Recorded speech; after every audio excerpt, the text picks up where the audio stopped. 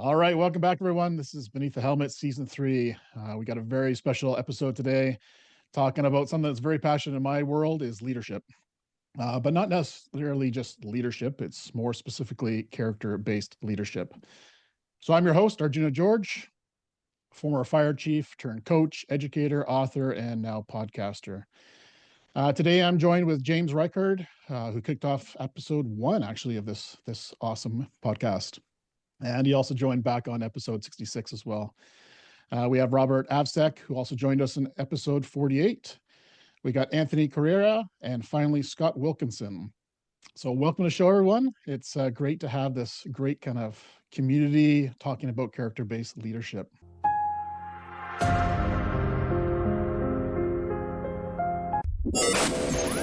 It's time to ignite your soul and unlock your full potential. Join us on Beneath the Helmet, the podcast exploring firefighters' health and wellness. Hosted by retired Fire Chief Arjuna George, our podcast is the perfect place to start your journey towards becoming the best version of yourself. So come on, let's join the conversation and find out what sets your soul on fire. So I'm going to start off with just a little bit about a little nugget from each one of you. So I'm going to start with James, since he's the one who originated this whole conversation. Tell us a little nugget, just a little gem that maybe the world doesn't know about Jamie Rychard. Wow. Let's see. I think I've probably the biggest thing for me is really a fascination with the show Mayday and bringing human factors and human performance into the fire service. I think for me, it's really about how can we improve decision making, and by analyzing and taking a look at aircraft accidents and investigations, I believe we can actually improve it. Love it. Yeah, that's very intriguing stuff, and I know you're definitely a student of that for sure. Yeah. Tony. So I'm here because the Fire and Emergency Services has passed down a lot of information and things that are facts that are really folklore. So my goal has been in the last 15 or 20 years to tie it with reality and what really is fact, and how we can move the fire service and EMS services forward through leadership and in general, just better human relations. Love that. Better human relations, top notch. Chief Wilkinson, how about yourself? Good morning. Well, I just like to, I think off the side, it's as you said at the start of June, it's the character versus leadership piece. I've been fascinated for years, and we hear lots about leadership, but my passion is about the character aspects of leadership, because, you know, we can train people, we can do all sorts of things, but we can't train character as well as we can train skills. So it's a real passion, and my low bar setting for our staff really is just to come out and tell everybody, just be nice. So the old adage. The old Alan Brunacini. The old Alan Brunacini. Yes, love it.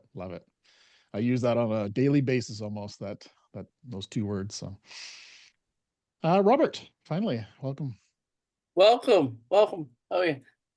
Robert Avsec, one owner, low mileage, well traveled, however. I think that I kind of tie in with Jamie with the operational aspects of psychology, but I'm really committed to the Fire Service Psychology Association. I think there's an awful lot that the fire service is missing, from assessments to industrial and organizational psychology, and operations, that as Scott said, we can train for skills all day long, but it's what's going on in that 6 inches between your ears. That's the key. You got that right. Beautiful. And what an important organization to kind of partner with the fire service and other public safety, right, is that group. So kudos to everyone involved in that. So let's kick off with, I'm sure the podcast listener right now who's got the earbuds in is looking at this and going, what the heck is character-based leadership to start with? So let's start with Scott. How would you define in your own, not textbook, but how would you define character-based leadership? And if somebody had no idea what you're talking about, how do you introduce this to them? Well, that's a long one, but we'll try and make it a little bit shorter, Juna. Honestly, to me, without the textbook answer, it's about what is about the person, what are the values that they possess that are going to drive whether they're a great firefighter, a great employee, and a great team member versus do they meet the boxes, have the certificates, and can they get signed off through a process of grades? We can do all those things, but do they have trust? Do they have integrity? Do they have empathy? Do they have good social intelligence? Those are the things of character. That's what we want to really try to assess in a better way and foster with our people. Love it. Yeah, that makes total sense. How about Jamie? Anything to add there? I don't know. Chief Wilkinson actually hit it out of the park with that one. But Yeah, 100%. It's just, you take a look, and I'm probably going to echo probably a little bit of what Ivy talks about, but the values, virtues, and traits of what really makes a good moral human being is pretty much what I think is character. So true. And where do we ever train about that, right? Until we start talking about this topic, right? There's not very many textbooks out there or school classes that have taught this in the past, right? So I know that's changing. I know we are developing that and we're working towards that, but yeah, it's been a guessing game for many years. Robert, you had a thought there? Well, my original thought is prompted by Scott's definition is that, I think the first place we really need to start looking is before the people even enter the fire service, and what kind of an assessment tool are we using to bring people on board? Because I think if we assess for those characteristics that we think make good leaders, well, those are good leaders. They should be good leaders from the beginning. I know one of the things that when I was involved, I was the chief of training in our fire and EMS department, and a couple of things that we did during that time to foster this idea that you have to grow leaders right from the very beginning. And to be quite honest with you, we weren't creating anything new. We were stealing the Marine Corps model, and that is, you have to teach leadership from boot camp. And that's where you can really figure out, does this person have those characteristics that are going to make them, number one, a good firefighter, a good team member, someone who's contributing every day. And we did that by organizing our recruits into teams, and then every day somebody in that group was the leader of that group. And it wasn't the same person every day. It was, depending on the size of the academy, if we had 4 groups of 6, well, then you were rotating leaders every sixth day of training. And every chair is a leader, right? Every seat's a leader. Yeah, you got to start growing. And the other thing that we did was, in my department, we had the instructors for recruit school, the training academy, came from operations. They were there working on their day off. Well, we upped the game there a little bit and said, we're only going to take company officers as instructors. Okay, because my boss at the time, Jim Graham, who's the deputy chief at the time, said, we have to understand that recruit school training is 50% skills training and 50% leadership. And so, he was one of those people who didn't just talk about things, he put things into action. And that was one of the things that I was responsible for putting into action. And I think it had some really good impact, because you're getting instruction every day, but you're also getting, you're seeing some of the best leadership models in our department anyway, in terms of company officers. So saying that, how do we take this model and start introducing it early on in the application process? Anybody have any good tips or organizations that have been doing this? Yeah, go ahead, Tony. Put it into recruitment. Start right with recruitment. So I do class character, attitude, and values before hose lines, halogens, and Hurst tools. And you got to put hose lines, halogens, and Hurst tools in, or nobody will attend a class, right? Oh, that's Because great. nobody wants to talk about character-based leadership.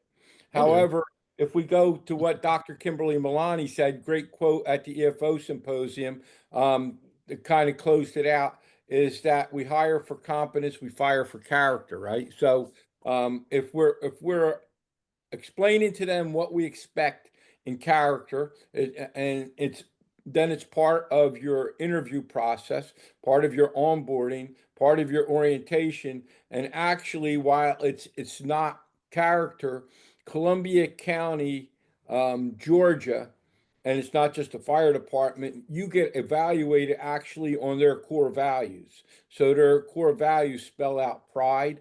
So we need to take these character leadership values, attributes that have been developed and utilize them as the recruiting, as the interview questions, and Bob talked about this earlier, and as well as the orientation and then your annual review.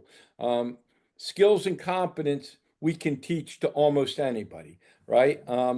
People will do great and do better when they value something, and usually their ability to value doing the right thing comes from their character attributes. Love that. And I guess that starts at leadership, right? That's what, hopefully the fire chief or the management team is leading that culture shift, right? So for those fire chiefs that are listening right now, that's kind of the first step, right? So Look at the recruitment posters out there, and I do this when I go to conferences and others. Look at the ones, and when you're recruiting about fighting a fire every day, an extrication once a week, cardiac arrest once a week, right? You get people that are disillusioned when they get on the job, and that's not what they do. So if we're not sending them a realistic message from the time, and even when we go in and do kids' school visits, right? We should be talking to them how character is so important. Whether we're doing reading day or Dr. Seuss reading day, or we're doing other things. Bob, it needs to start with the kids at the young age. So we should have those discussions about character as early on as possible. And it's got to be a concerted effort. And at some point, the major fire service organizations across the world, but at least in North America, have to make character a priority in everything we do. love that. Love that. And I love how you're looking at the posters right out of the gate, and that tells you a huge key to that organization, right? The culture. Scott, want to add to Well, I'm that? just really following up on what Tony said. I think those are a couple of great points. I mean, for starters, what are we advertising to people? What are we telling them they're going to be doing? When you go back to the psychology of it, are we suggesting we're getting action-oriented people that don't have people skills because all they're going to do is fight fires, climb ladders, and pull hose lines every day? Where the reality of our modern fire service, and I think in most jurisdictions as well as ours, is it's about working with people. It's about empathy. It's about managing threatening situations. It's all about those character skills more than it is about the muscles and the hauling the ladders. So are we selling ourselves short by convincing, or are we attracting the wrong people for starters? And then to Tony's point, are we really assessing the right characters out the gate? And even before they show up in recruit school, we have to have certain levels of objectivity with our HR processes and everything else. But how do we find a way to embed character and all those key values in the selection process? Because those are the people that are going to perform well, represent our teams well, and honestly have less issues going forward. And that's where, and that's to me, Scott, that's where the assessment domain of psychology ties in and connects. Because first of all, and I know you had a pretty short off the top of your head list of character, but we don't have a clearly defined set of what are the characteristics that produce a good firefighter. Okay. And I know I talked this to ad nauseum, but back in 1987, the California Post Peace Officers Standards and Training undertook a process to develop the post-assessment standard that's been used for law enforcement since 1987. But they didn't just come up with that. What they did was they talked and pulled together groups from all over California, from fire chiefs to brand new law enforcement officers, etc. And through a lot of that kind of grunt work, they distilled it down to these are the 12 characteristics that we're looking for in people, because this is what the people who are out there have told us. These are the attributes that make a good law enforcement officer. Somebody, you know, who's gonna be successful from day one in the academy. and I think that a great first step in developing a good foundation for character-based leadership in the fire services, we need to get a similar document, a similar tool, okay, so that we know, okay, these are the characteristics that are going to make a good firefighter, because these are firefighters and fire officers who have told us these are the characteristics that will make a successful firefighter. I think then that starts translating into everything that Tony mentioned. Okay, from how what is your recruiting message? Well, if psychology tells you that these are the attributes, these are the characteristics that make for a good firefighter, well then your marketing needs to be focused on those things. You want to be attracting people who have those characteristics. And then as you move into your hiring process, right? You've probably set your organization up for success in that you're going to interview, you're going to assess more people who are going to move on and be hired, because you've really started your hiring process back here when you were determining what do we need to put into our marketing material. And you know, it's not that big a leap really to get from the post standard to a fire service standard. One of our presentations last October at our FSPA conference, well, and I forget which of the presenters it was now, but his take was we don't have to completely retool everything. There are many things there are many characteristics that are common with law enforcement and fire service. Let's spend our time and energy finding out the ones that are unique to the fire service. And you know, people talk to me all the time. They say, "Well, Bob," they say, "What's wrong with using the post standard?" I said, "Well, there's like three things that are wrong. Number one, firefighters and law enforcement are they're animals, but they're completely different animals. Law enforcement officer has the legal authority to take your life. Firefighters, we take an oath to save your life, right? Firefighters are trained from day one how to operate in a team. Law enforcement officers are taught from day one how to be a single resource. Kind of back to the old Texas Rangers motto, one riot, one ranger. Arjuna, you better be ready to pull the hook on me anytime, because when I get on a roll, I'm on a roll. I just don't understand. I just don't understand the reluctance of the fire service to start retooling like this. Even as we continue to say, "Oh, we're having trouble attracting people. We're having trouble recruiting people." Well, that's because what got you here is not going to get you there. Well, saying that, is there Well anyone said. out there that has a good example of this already? I'm sure somebody's already done this before. I'm sure somebody's already got a model out there, or a list of values, a list of what character looks like. Anybody have anything to share? Is Yeah, this where I should jump in and talk about Ivy? Sounds great. And then I'll head over to Tony. We definitely have to get Ivy to join, because they've done a lot for us to see where we need to go. A couple things that really should be built off of Roberts and what we've discussed about where do we go from here. One, we need research, more research on a regular basis to find out what are those attributes of good character. We think we know what they are. We do have some science, but all all studies need to be replicated and built on, from a good character for a firefighter to being a good fire, fire prevention person, to being a good fire instructor, to being a leader, to look at it at that. Two, the fire service has no programs for future visioning. We have no look for the future type of programs. We live into today and we react just like we do as a fire service. Fire service is a reactionary service. We don't look for predictable ways to and what the future is bringing to us. We don't have research and development, which we should be doing, and that should be part of the human performance part. Human factors, as Jamie spoke about, is where we really need to be spending more time along with character. And finally, on this, when we do start selling, we need marketing people and professionals help us marketing our package in the language, not for us, because that's how we market it. We market it for current firefighters and fire chiefs. Market it for the people you're trying to connect. And as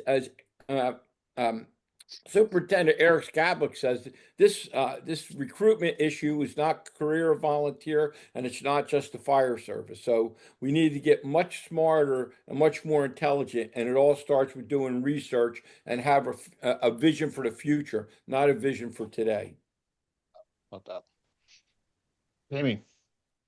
Arjuna, I'd love to just expand on what everyone's been talking about here, because I think the real beauty and the real power of what's going on is that I think there's an opportunity capturing research, capturing development, capturing character, capturing training.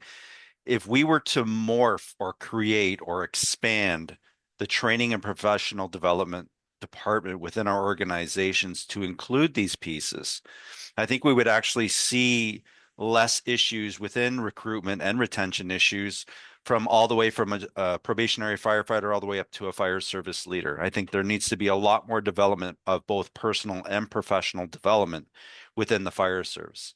Now, that being said, and just putting a little context to what Ivy done, Ivy basically uncovered and found that, amidst the financial crisis of 2007, 2008, back when we went through our first financial recession, they uncovered that it was actually character that was the missing piece as to why organizations were failing, and character was the big reason why some organizations actually survived and actually thrived within that financial recession.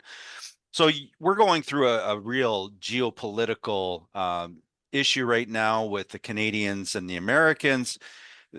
There is real potential for some financial difficulties on both sides of the border, which is going to be impacting all kinds of fire services. So we don't need to go back and really kind of recreate something new. We just need to go back in time and just kind of take a look at what did someone do, aka Ivy, to do that research and uncover what was needed to make sure that there's stability and thriving for organizations now. So what they uncovered was that there was a 3-part of character plus competencies plus commitment. It equals effective leadership. In the fire service, we talk about NFPA standards. We follow NFPA standards to a T, whether that's career, combination, volunteer, and I believe forest firefighting as well. And in that case, what we need to do is we just need to drop these competencies as they're related to each rank and role inside the framework. So character plus the competencies plus commitment equals effective leadership. We could begin, especially if we were to introduce this as the junior level officer and bring it in and reintroduce it as they move into the as they move chronologically through their career, moving from a junior firefighter all the way up to, or junior fire officer, all the way up to a fire service leader. We'll begin to see this continuity. We'll begin to see this consistency. We'll begin to see the embedding of these very, very successful research ideas and concepts that have been espoused by Ivy School of Business, and we'll begin to see that morph within the fire service traditions. For the listener who doesn't know what Ivy is or familiar with that program, can you just give us a little heads up of what the Ivy Business School is? Yeah, so the Ivy Business School is a business school that comes from the Western University in London, Ontario, Canada. They actually have researchers and professors that are dedicated to focusing on character, especially for their Master's in Business Administration program, their Master's in Public Administration program, and they're beginning to spawn off to create programs that are used in national agencies, whether that's the Canada Revenue Agency, which is equivalent to the IRS within the States, the Canadian Border Services Agency, the RCMP, and it's actually even morphed into our National Department of National Defense. So it's been used on national agencies, and Dr. Mary Crossan has even been able to use this with the Seattle Kraken and the Carolina hurricanes as well. So I just hope that there's no tariffs against Americans using Ivy. This got to stop. We'll see about that. We'll see about that. Scott, anything to add about what the Canadian Association of Fire Chiefs is doing towards this effort of bringing this to the fire service? Well, and that's a great question, Arjuna. I think one of the things that everybody's tied it in very well, that the process of where the leadership needs to start and where the character needs to start. And it goes right from pre-hiring through hiring through officer development. And with the CAFC right now, what we've been working on is within our leadership committee is the development of some sort of leadership training resources. This is an area that's been sparse, especially for smaller departments who don't have resources to academia and other educational institutions. So we're going into a 3-part series of programming on leadership, and we're really trying to use as many of these other character attributes as we can within that as we grow this. And the first one is about leading self, which applies to everybody at any level. And as we get through leading self, we're going to be looking on more to leading teams and leading organizations. So really looking to give something back to the fire chiefs and firefighters throughout the country on some level of resources, so they don't have to pull this from a million different places. But the basis of it, is still that character piece. I love self-leadership as the starting spot, because I think that's truly something that we've missed for so many years, is leading self first. We're always thinking about leading others, and we forget about how to lead ourselves and how to show up authentically. So Chief George, if we're going to talk about leading self, please, yeah, we should discuss emotional intelligence. Please, yeah. When I teach classes, anything related to leadership or human interaction, and I ask who knows what emotional intelligence is, hardly anybody raises their hands, and the people that do go, I've heard something about it. So how are we going to be able to teach character if people don't understand who they are and how they react? So however we do this, we need to tie in early on that emotional intelligence and find where the different character attributes fit into the 4 quadrants of that discussion. Oh, saying that, Tony, how would you describe emotional intelligence for the listener right now I've heard of it, but what the heck is it? It's very easy. It's understanding yourself and understanding how you interact with others.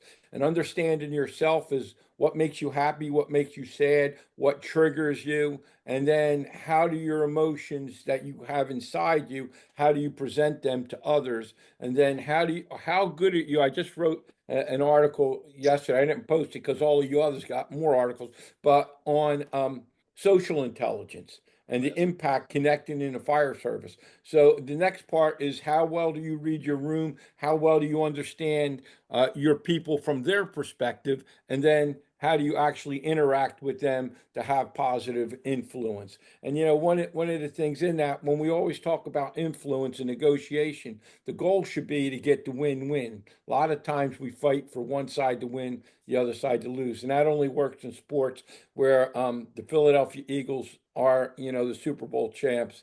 And that just had to come out.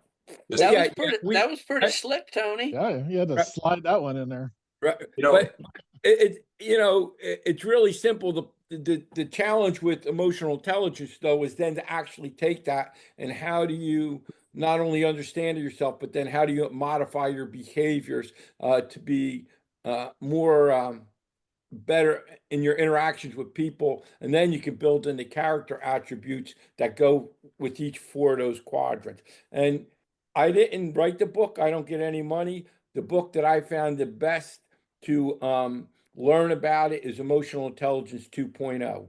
It actually has, at the end of each chapter, little practice things you can do to help improve that area. So I promote that all the time. I get no money, no nothing, but it's a great tool. I'd agree 100%. Great book. Scott, want to add to that? Yeah, I mean, I really like what Tony was bringing up about emotional intelligence. Honestly, through the discussions we've had at the CAFC and others, it's probably one of the foundational elements of character that we deal with poorly. When we look at our leaders, our supervisors, our officers, and their ability to manage their staff and to interact properly, that's what's lacking. A lot of our people have never explored this. They don't understand, to Tony's point, what emotional intelligence even is, let alone how they react to other people's emotions.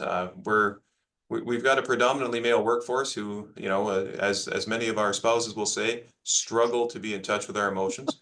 But it's true. Like this is where we need to develop our staff and our people to understand that one of the hardest things our supervisors have, and it's difficult, is managing conflict. And that doesn't mean all negativity, but just managing any type of conflict. We tend to be defensive.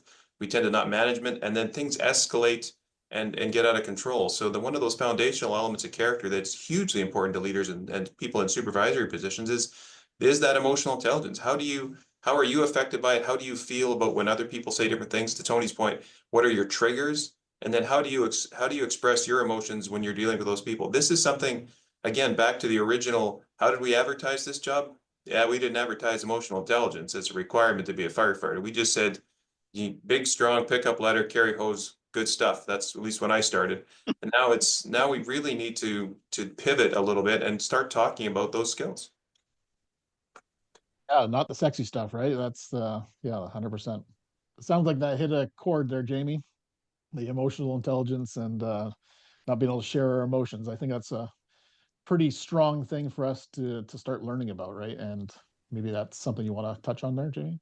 Arjuna, like no matter what organization, industry, or sector it is, everyone's dealing with mental health. If everyone had the opportunity to learn, go through an emotional intelligence skill, have resources like Tony was talking about by Travis Bradbury, or having, emotional intelligence by Daniel Goleman, or even just having YouTube clips or just resources in general, make it part of the curriculum, make it part. I think we would have more understanding, more appreciation for everyone's different emotions, and being able to harness our own emotions when we're in difficult times and we're pressed for situations. So emotional intelligence is absolutely key. Social intelligence is absolutely key. We're talking about competencies that can definitely be put into curriculum. And beyond the character and the development piece is the fact that same emotional intelligence and self-awareness is one of the things that's important when it comes down to our resilience and our ability to handle stress and manage our mental health, which is a major topic in the fire service. If we have those foundational skills, people are going to be able to use those skills to move through. We're all going to feel the trauma. We're all going to experience things on the street. But if you can use more of a post-traumatic growth approach rather than you're getting beat down and impacted by it, people are going to be way better off.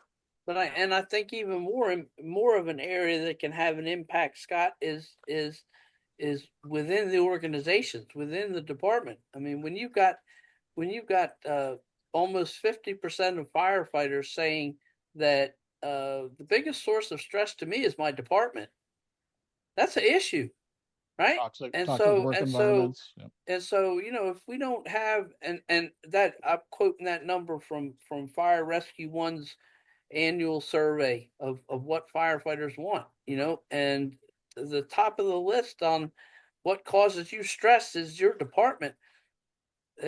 That's to me, that's like calling in artillery on yourself. Red flag. So one of the discussion we should have somewhere in the future is all the things that emotion, being better, having higher level emotional intelligence, having better character attributes and values. What will that improve? What will that make better? And we could do a whole program because Chief Wilkinson hit it.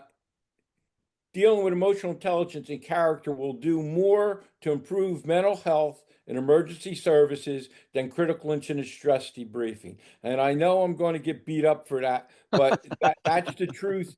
You know, as you've all done, I've done some research on that. I built that into the program. But this is, if we want to reduce mental health issues and build resiliency substantially, we're in the right direction. And partnering with the fire service psychology group is something. If you guys seen in our LinkedIn group, I throw things at Dr. Weldon all the time because they're the things we should be talking about, not the bad call. And I want to go off on a little rant. I hate the things, oh, what my eyes have seen, and we are predisposing people coming in. We're telling them that they're going to have bad events because we're not utilizing emotional intelligence and our character to train them properly. I'll be good for now. Goes back to the classic prevention I over I reactive. thought you were pretty good right there, Tony. No, that's my applause emoji coming up. And the beauty of it is Bob mentions about the in place of the workplace and the people's dissatisfaction with their work environment. This is a lot of stuff that Jamie's worked on. It's the psychological safety beyond the calls and the mental health, emotional intelligence. What is the psychological safety, on the street and more importantly in the workplace? Sorry, I'm teeing you up, Jamie. Go for it. No, that's okay, Scott. Thank you. It's just really interesting because if we're looking at a foundation, we're looking at a house, we really need to have that foundation in place. And that's psychological safety. We need to create the environment that actually allows people to have that permission for dissenting views, their permission to actually make mistakes and not feel like they're going to be reprimanded or having a huge amount of reprisals for it. People need to feel that they can make errors and actually be human. So then we add that character-based leadership. We're adding the other element to building that house. It's just, we need to start taking a look at the fire service through a different lens. I think in addition to just looking at it through an athletic lens, which will be kind of for another discussion, but in addition to, we really need to start looking at it as what we can do to basically help people not only become better professionals, but better people too. And I think the emotional intelligence, adding in an environment of psychological safety, building in this character-based leadership, whether we start at the bottom of probationary firefighter, we start at junior officer, or we start right up at the fire chief level, it will really make a profound difference in the mental behavioral health issues we are witnessing across all industries, North America wide. So Jamie usually goes on about Ford. I should subject you that the Grateful Dead will, and using analogies from there and their business principles will also be a different, and I'm a little fun, but the goal is we need to look at the fire service from outside the fire service, how other industries have morphed. And that used to be a big discussion in leadership in the 80s and 90s, and we kind of got away from it, and we're always looking internally, and our partners in improvement should definitely be other industries, whether it's music or automaking or wherever we come from, to give us some different perspective. I think it requires our brains to think differently and be more open to other opportunities. And on that note, I mean, this might be a little bit of a stretch, but the U.S. military has skunk works to develop and do very experimental training, but they have provided aircraft that have actually basically helped save and keep everyone safe because they've built the U-2 spy plane, and that's morphed now into the F-117 stealth aircraft, as well as the B-2 bombers and the B-1B. But it came out of the skunk works. It came out of the organization that's basically been on the side, a little bit of a branch of the military, but are always trying something new, pushing the boundaries, testing things out.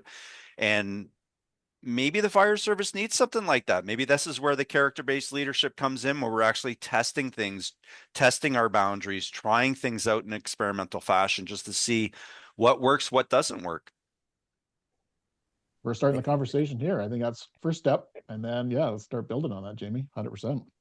Sorry, go ahead, Tony. I was going to say, and that's going beyond just nozzles, right? We got to get beyond innovation is just equipment.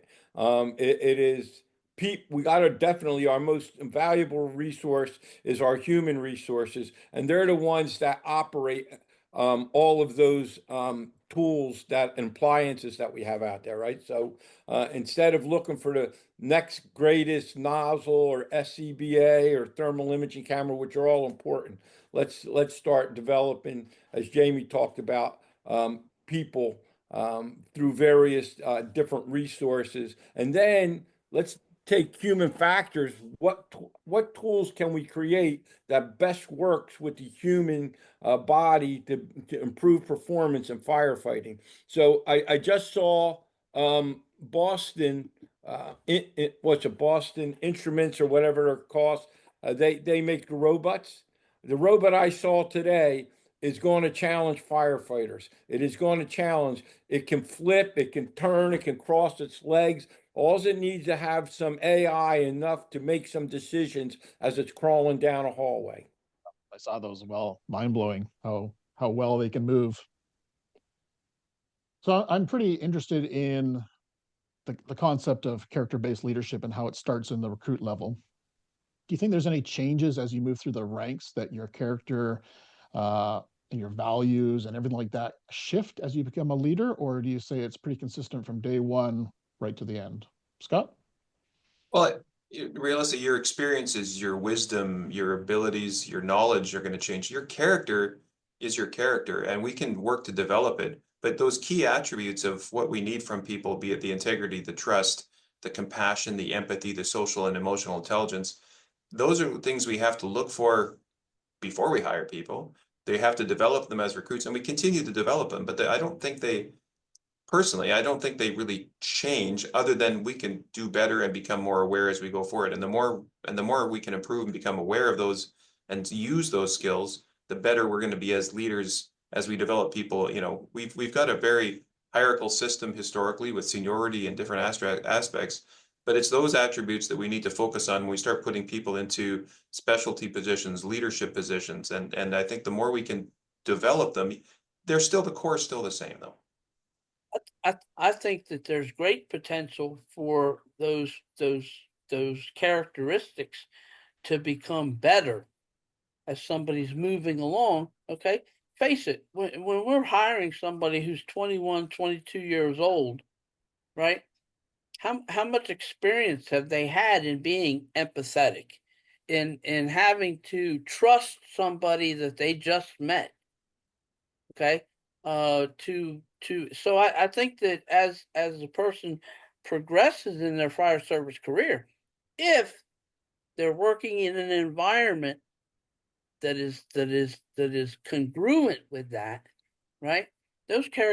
Their sense of empathy can only get better. Their sense of integrity only gets better when they see other people making good decisions and doing the right thing under impossible circumstances. I think that's what keeps someone on the upward channels as they move through their career. But by the same token, you know, if you hire a good person and you got a sick organization, sooner or later that individual is going to get sick. Well, and I think you nailed it, Bob, is the issue is we've all said you need it at the front end, but you also need the leadership to lead by example and fostering that growth, fostering the importance of those values. Because if they're not, if your officer or your leadership, if you don't have the psychological safety that Jamie mentioned, and you don't have the leadership that says, you know, this is the most important thing, your empathy, your ability to interact with others, the way you treat people, essentially, then you're right. They're gonna lose that. We see attitudes change depending on the environment. So it's not only at the recruit level where we have to look at it, but we have to embed this throughout the entire organization. And I think another piece there too is, I think if we can give people an opportunity to have more connection with the leaders in their organizations, right? To have those discussions, particularly after a fire chief perhaps has had to make a difficult decision or whatever, to have the ability to talk to their people and say, this was the thought process that led to that decision. Okay, now I'm sure there will be people who will talk like they know what was going on, but this is what was happening, and this is why I made that decision.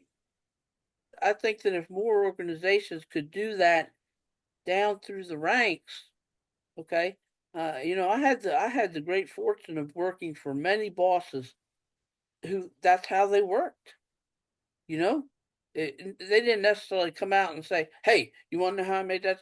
But you know, being somewhat inquisitive, I would ask, and they would explain, and I would say, you know, that sure helped me. But I bet there's about 5 or 6 other company officers in this battalion that could benefit from having this same conversation. I think vulnerability and authenticity is essentially a superpower for any leader. So if they can be vulnerable, open, honest, authentic, to me, that is what I would look for in a leader in a heartbeat. And those are those advanced leadership, those the advanced character leadership traits that you mentioned, Arjuna. Those are so important. They're important at all levels, but as you grow in a leader, you know, and you go back to what Bob said about organizations and the concerns that firefighters had, and Jamie's discussions about psychological safety, those attributes make those changes. And you know, However, leaders in fire departments have more tools available to them today to talk right to their firefighters and officers. You know, we complain all the time about all they do is have their phone in their nose. Well, how about putting some good shit in front of their nose?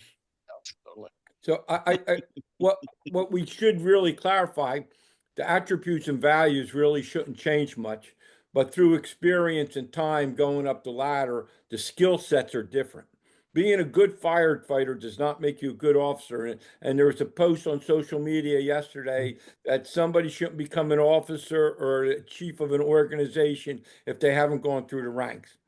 I'll give you an operational officer, yes, should have to go through the ranks, but a CEO, as we see in corporations all across the world, do not need to be firefighters. It is a totally different set of skill sets that we use to discipline and possibly even fire somebody to learn how to work on a team, and understanding how to mete out fairness to everybody is a whole different process. So we should, what we've done in Burlington County during COVID and we're using for our fire department, is create a professional development roadmap. So if you want to talk about how we build character in, you put it in your professional development roadmap, and at each level you discuss. And now this is all creating more work for me as I think about it, but we discuss, what does a training officer, how does he use his emotional intelligence, his values and character attributes? How's fire prevention use them? How does the next officer up use them with their new set of skill sets? Love that. I want to pivot slightly. This is a question that's kind of, you know, always resting in my mind. How do we introduce character-based leadership into organizations that are very seniority-based, and the fire service is very seniority-based? That is probably the biggest roadblock that I can see in making this an organizational North American fire service wide. Any thoughts on how we can move through that? Jamie? Yeah, Go for it, Jamie. I can try that one.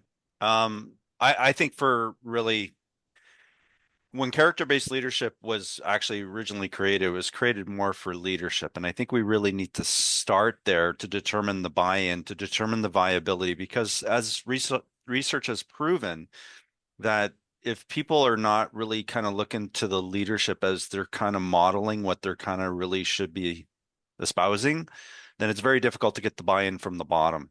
And we can always try putting it at the bottom and working its way up through a seniority base. But there's a very high propensity that there can be people up there within the ranks that actually have their own ulterior motives that might not prevent things from moving forward. So I think we really need to work at the leadership level, the fire service leadership level, try it out. And that being said, it will actually be a smaller cohort that actually would be trying it out, testing it out, and then introducing it into little spurts down through the ranks. Like that. Thank you. Scott? Yeah, I mean, further to what Jamie said, I come from we're in a very seniority-based organization, and they don't have to be mutually exclusive. yes, I mean, we can't necessarily just pick people strictly for those character attributes, but we can do, in our service, we're currently working on developing and implementing a leadership educational program that's focused on those character attributes that starts throughout the whole organization. But we're similar to what Jamie said, we're actually starting I'll call it the pilot, but we're starting to hit those operational leaders, our battalion chiefs, or our district chiefs, our platoon chiefs, the people that are actually leading by example within those groups on the street, because they're having a biggest impacts. And if we can educate, we're not going to turn seniority on its head, and nor do we necessarily need to, but we need to educate, bring awareness, and provide those resources to those groups of people. And even if we don't get to them all, we may not get to, but every person that starts to understand character, leadership, empathy, how to resolve conflict, how to manage people in a better way, is going to have an impact, and that's going to trickle down. I love that. Yeah, they can be in sync, right? They don't have to be opposing. They can be in sync, right? So I love that. I think you do two different ways. You do it organizationally, and as we're talking about now is globally, in North America, have the major fire service organizations promote it so that information is more readily getting out. Change the NFPA, and we all miss, because I think they just finished the Officer 1021 updates, is getting character-based leadership and you know emotional intelligence. Well, I was told that emotional intelligence being discussed is to get that stuff built in there. We probably have enough of valid research to have it start being part of that. So I think there's multiple ways, but looking at having worked in seniority-based organizations, I thought about it. I became a chief in an organization in another state by being hired, and I was passed over all the seniority people. And when I came back to New Jersey, all the seniority people were passed over, and I was provided that position. So, I got to believe I had a half a character attribute somewhere that somebody believed in me. I betcha. I betcha. Well, I know at least one or two people on that 1020 committee you mentioned, so I think we can talk about it, and Right. coming up for the next iteration of the standard. Right. I think we're going to that's going to have to be our focus, is character leadership. So saying that, Scott, what would be your number one resource for the listener right now to learn a little bit about more, like expand this conversation on their own time, learn their own self-development? Where would you direct a listener right now to go read something or listen to something? What would be your go-to? I think the biggest thing, I mean, there's a billion things out on the internet, but a lot of our people tend to just go to whatever the shiny toy on the internet. It's easy, it's fun, it's whatever drops it. But let's go to the academia, let's go to the decent research, let's go to the Ivies, let's go to the Harvard Business Schools, let's go to those sources and see what they're telling us. But and beyond that, it's not just about fire service leadership, like we heard earlier, and I think was a great point. Let's look outside the fire service. A lot of this stuff is not fire service specific. It's about people, characters, and how we treat each other. And that information is out there across a lot of places, from psychology to human development. There's books up the wazoo from everybody from your Simon Sinek's to across the board. There's so many resources. I don't even know where to start with a specific one, but stick to the good stuff and the academia. Love it. Love it. How about you, Jamie? What would be your go-to resource to share? Oh my goodness. You got a gazillion of them, I'm sure. Yeah. So American Icon about Alan Mullally. It's Your Ship. Best management techniques from the best damn ship in the Navy. Captain D. Michael Abrashoff. All the research and the articles on character-based leadership put out by Ivy School of Business. Wow. Gallup Press has put out some fantastic stuff on well-being and strengths-based leadership and stuff like that. Just to echo what Chief Wilkinson was talking about, is that if we begin to start looking outside the organization, bringing in resources, because I think there's some fabulous publications on how to become a good chief, how to do good operations within the organization, but do they also talk about what are the best ways to become better people? And I think by looking outside the industry, beginning to morph some of our traditions with that, I think we'll become really that hybrid type of professional, personal personal athlete, for industrial athlete, if you will, tactical athlete for the communities. Love it. Love it. Yeah, great book recommendations there. Love those. How about you, Tony? What would be your go-to resource to share? Off the top of my head would be the one that I look at all the time is Ivy. And of course, that other esteemed group, the LinkedIn Character-Based Leadership Group. I think, we probably actually should create not just our group, but we should actually create a page or whatever they are called on LinkedIn so we can engage more people instead of the 30 or 40 of us that are behind the scenes. And I mean that seriously. So, because what I've heard really where the core is Ivy has most of it and Steve Virgin. So we need to be out in the public eye more using social media, find out somebody who's good with TikTok, although that may go away on August 15th, but fine. Well, for us anyway, not for you, you know. Don't, Yeah, I think that's April. I got isn't to it? get my Yeah. passport renewed so I can come up and spend some time in Canada and be able to smile. But we really need to get out on social media and other engagements, and at least Jamie and Dr. Milani have made it to the EFO symposium, but and a few others. But we need to really get out there, social media, and utilize existing resources to share that message. Yeah, that LinkedIn group that, well, I'm part of that as well. And it's a wealth of knowledge but it's also, like you said, 30, 40 people, that's it, right? So maybe we need to share that with the world a bit more. So excellent. How about you, Robert? What's a resource you'd love to share with the listener today? I'll tell you what, I'm having trouble with my post flu mindset here. I tell you, hey, I would tell somebody, go back and read anything and everything you can find on Chief Brunacini. Yes. Yep. Bruno was nailing this stuff back in the 1980s. Can't go wrong there. From the whole, that whole aspect of customer service in the fire service, and when you look at what he was describing and what he was talking about, that was character-based leadership, and to have people out there on the street who can deliver that kind of customer service, that tells you what should you be looking for in those people that you're trying to attract to the fire service, that you're trying to get a part of. I know, we talk an awful lot about when it comes to recruitment, that we focus so much on the physical aspects of it, right? We got CPAT and all of that sort of thing. But what are we even looking in the right places for the right people? Okay.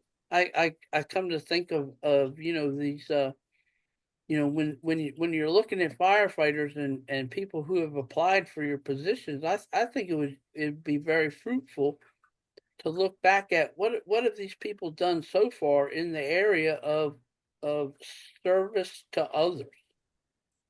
What groups have they belonged to when they were in high school? What kind of community involvement have they had before they ever came to your front door? Because those are the people that I think have the ability to bring the kind of character to the job that then as Scott says, then we can train them how to be a firefighter. Well, like you said, Bob, before about, Bruno boiled down. He did character leadership before we talked about character leadership. It's serving Mrs. Smith, be nice. And it's not just about serving others. I think the key thing is serving each other. We want to serve the community as others, but how are we treating ourselves? How are we treating our subordinates and our colleagues? And going back to the psychological safety, how are we interacting as people? Number one. So as we wrap up this amazing conversation, I'm sure we could do this for 3, 4, 5, 6 hours. Maybe it'll warrant a part 2. I just want to close off with maybe just sharing a little bit of what your leadership North Star is. So when you're going through challenging times, whatever you're going through in your life, what value or belief do you lean to realign yourself, get yourself back in order? And that's part of that self-leadership. So Jamie, what would be your go-to value to bring you back to your North Star? You know, it's funny, but I think we talked about this in our first episode. You know, Robin Sharma was huge for talking about communing with nature, and I just think it's such a brilliant idea and a brilliant concept that if we're really stuck in a problem, we need to remove ourselves from the noise. We need to recharge our batteries. We need to get into nature. And I think that has the biggest ability to actually clear our minds, have creativity, and really truly solve our problems that we're actually facing in our organizations and our personal worlds. Love that. Yep. And I remember water was a big thing for you as well. Yeah. Water was huge. Yes. Yeah. I like mine frozen. You like your frozen water? I Where like the it's where frozen is it? water. Yeah. How about you, Scott? What would be your North Star? Well, you know, I like Jamie's as far as resetting yourself or resetting myself to continue to work and make decisions. But when it, you know, a lot of times it's conflicting issues. There's, you know, you're trying to create a path as a leader, and there's everything from financial to human people to resources to people. Well, there's always different factions that want this, want that. I try as much as possible to come back to the integrity of it and say, just what's the right thing to do? You know, just do it the right thing for the right reasons. Try to get rid of the noise and say, center yourself on essentially, hopefully you were raised with that, but you know, what's the right thing to do for the people and to serve the citizens? Take away the noise, and maybe the nature is a good way to take away some of that noise. I would add the right thing for yourself as well, right? Not just 100%. others. Yeah. Yeah. How about you, Robert? What would be your North Star? And you got lots of stars in your image there. So what's your go-to? Yeah, yeah. My North Star is always mom. Sorry, mom? What would my Yeah. mom think about this? Yeah. Yeah, 100%. Would if what I did or what I'm doing, would that make her proud? My mom pretty much by herself raised 4 boys. I was the oldest of 4. And you know, I can count on one hand the number of times that my mom smacked me on the butt. The rest of the time it was the look, it was the tone of her voice that let me know that, you know, either A, she was proud of what I had done, or B, I think you can do better. And you know, I always told her before she decided she would rather be cremated than buried, I said, your tombstone should always say, I raised 4 boys and not one of them ever spent a night in jail. That's impressive. Yes. Yeah, I think Brunacini even said something about that, right? Do you want to see your story written on the paper the next morning, right? So how about you, Tony? What would be your North Star? So I got to go along with Chief Wilkinson, Jamie. I have a lake right out there. I do my live on the lake thing at least once a week. But what it is about my lake and how it helps me refocus is, and a little story. So I do leadership stuff. I'm doing this today. And my wife will go, well, you talk all this leadership stuff. How about living at home?